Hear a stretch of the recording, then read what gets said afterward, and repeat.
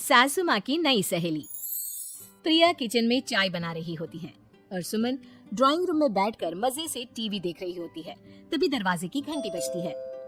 प्रिया, जरा देखना तो कौन आया है। देखती हूँ मम्मी जी। प्रिया दरवाजा खोलती है तो सामने पड़ोस वाली विमला आंटी खड़ी होती है। नमस्ते आंटी जी, कैसी हैं आप? मैं तो बिल्कुल ठीक हूँ बेटा, पर तेरी सास को क्या हुआ है? आजकल कहीं दिखती ही नहीं है। जब देखो तब टीवी के आगे जमी रहती है।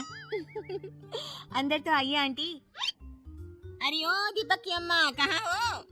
अरे बिमला, आओ आओ, क्या बात है, बड़े दिन बाद याद आई तुम्हें मेरी। मैं तो हमेशा ही तुम्हें याद करती हूँ, पर तुम ही गायब रहती हो और आजकल तो बाहर भी नहीं आती जाती। तबीयत तो ठीक है ना तुम्हारी? अरे तबीयत को क्या होना है, इस उम्र में तो कुछ ना कुछ लगा ही रहता है। मेरी छोड़ो, तुम ये बताओ कि क्या चल रहा है गली मोहल्ले में। तुम गली मोहल्ले की छोड़ो, चल तो तुम्हारे पड़ोस में रहा है। तुम्हारी नई सहेली आई है। मेरी कौन सी नई सहेली? मैं तो यहाँ बस तुमसे बातचीत कर लेती हूँ या फिर बाजू वाली शर्मा की बहू से दो चार बातें कर लेती हूँ। इसीलिए तो कहा कि तेरी नई सहेली आई है। अब कोई पड़ोस में आया है तो बात तो होनी ही है। कम से कम इसी बहाने हमारा भी एक ग्रुप बन जाएगा। फिर सब मिलकर अपनी बहुओं की शिकायतें किया करेंगे। दोनों हंसने लगते हैं। तभी प्रिया चाय लेकर आती है और सामने टेबल पर रख देती है।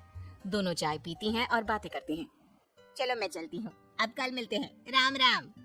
अगले दिन प्रिया किचन में कुछ काम कर रही होती है और सुमन आराम से सोफे पर बैठकर मटर छिल रही होती है। तभी डोरबेल बजती है। प्रिया दरवाजा खोलती है तो सामने उनकी नई पड़ोसन खड़ी होती है। जी, आप कौन? मैंने पहचाना नहीं। नमस्ते बेटा, मैं शारदा। आपके बगल वाले घर में अभी 2-4 दिन पहले ही शिफ्ट हुए हैं। ओह अच्छा अच्छा अच्छा, नमस्ते आंटी, अंदर आइए ना आप। देखिए तो मम्मी जी, आज कौन आया है? इतना कहकर प्रिया किचन में चाय बनाने चली जाती है। नई पड़ोसन को घर पे देखकर सुमन थोड़ा हैरान हो जाती है। नमस्ते बहन जी, मैं शारदा, आपकी नई पड़ोसन। अच्छा अच्छा, आप हैं हमारी नई पड़ोसन। आइए आइए, और बताइए कैसी हैं आप? जी बिल्कुल ठीक हूँ। वो दरअसल घर पर छोटी सी पूजा रखवाई थी, बस उसी का प्रसाद देने चली आई। सोचा इसी बहाने नए पड़ोसियों से भी मुलाकात हो जाएगी। ये तो बहुत अच्छा सोचा आपने। सुमन प्रिया को आवाज लगाती है। अरे ओ बहू, जरा चाय पानी का तो आके पूछ लो। ये आजकल की बहुएं भी ना, जब तक बोलो नहीं तब तक कुछ नहीं करेंगी। आई मम्मी जी। प्रिया चाय लेकर आती है। दोनों बैठकर चाय पीती हैं और खूब सारी बातें करती हैं। अच्छा बहन जी, अब मैं चलती हूँ, फिर मिलते हैं। अब तो आना जाना लगा ही रहेगा। शारदा के जाने के बाद प्रिया किचन से बाहर आती है। क्या बात है मम्मी जी, आप दोनों को देखकर तो लगा ही नहीं कि पहली बार मिल रही हो। आप दोनों तो बिल्कुल बिछड़ी हुई सहेलियों की तरह बातें कर रही थी। अरे जब दो औरतें मिल जाती है ना, तो बातें अपने आप ही निकल आती है। अब तू अपने काम पर ध्यान दे, बातों पे नहीं। ऐसे ही कुछ दिन बीत जाते हैं। अब सुमन और शारदा अच्छी सहेलियां बन गई होती हैं। दोनों एक साथ मंदिर जाती, मार्केट जाती और कभी कभी तो विमला भी इनके साथ मिलकर खूब हंसी ठिठोली करती। एक शाम तीनों बैठकर सुमन के घर पर चाय पी रही होती है कि तभी बहुत तेज बारिश शुरू हो जाती है। सुमन जोर से प्रिया को आवाज लगाती है। प्रिया, ओ प्रिया, देख कितनी तेज बारिश हो रही है। जाके छत से सारे कपड़े ले आ, नहीं तो सब भीग जाएंगे। सुमन 2 बार आवाज लगाती है लेकिन प्रिया का कोई जवाब नहीं आता। शायद प्रिया कुछ काम कर रही है, इसलिए कुछ जवाब नहीं दे रही। अरे काहे का काम, आराम फरमा रही होगी महारानी। तभी प्रिया बीमार हालत में अपने कमरे से बाहर निकलती है। हाँ मम्मी जी, क्या हुआ? मेरी तबीयत थोड़ी ठीक नहीं है ना, इसलिए आग लग गई। अरे सारे कपड़े भीग गए और तुझे सोने से फुर्सत नहीं है। सबके सामने सुमन के मुंह से ऐसी बातें सुनकर प्रिया उदास हो जाती है और छत से कपड़े उतारने चली जाती है। सुमन, ये क्या बात हुई? प्रिया ने बताया ना कि उसकी तबीयत ठीक नहीं, इसलिए उसकी आंख लग गई। तुम भी ना खामखा उसे सबके सामने सुना दिया। अरे आप नहीं जानती शारदा जी, कुछ बहुएं ना बहुत आलसी होती हैं, घर का एक काम नहीं करना चाहती। ऐसा नहीं है सुमन, तुम्हारी बहू तो बहुत प्यारी है, तुम्हारी सारी बात भी तो मानती है। हाँ सुमन, तुम प्रिया के बारे में ऐसा क्यों सोचती हो? मेरी भी 2 बहुएं हैं, लेकिन मैं उन्हें अपनी बेटियों की तरह रखती हूँ। आखिर वो भी तो किसी की बेटियां ही है ना। और अगर तुम ऐसा ही व्यवहार करोगी तो एक दिन प्रिया भी तुम्हारे साथ ऐसा ही बर्ताव करेगी।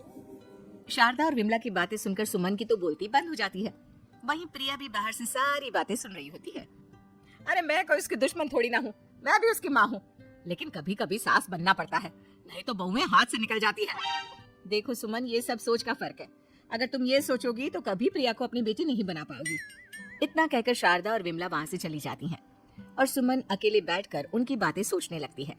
अगले दिन प्रिया और दीपक अपने कमरे में बैठकर बात कर रहे होते हैं और सुमन उनके कमरे के बाहर कुछ काम कर रही होती है और उन दोनों की बातें सुन लेती है। दीपक, तुम्हें पता है हमारे पड़ोस में जो शारदा आंटी है ना, बहुत अच्छी है। अच्छा, ऐसा क्या हो गया जो तुम्हें वो इतनी अच्छी लगने लग गई?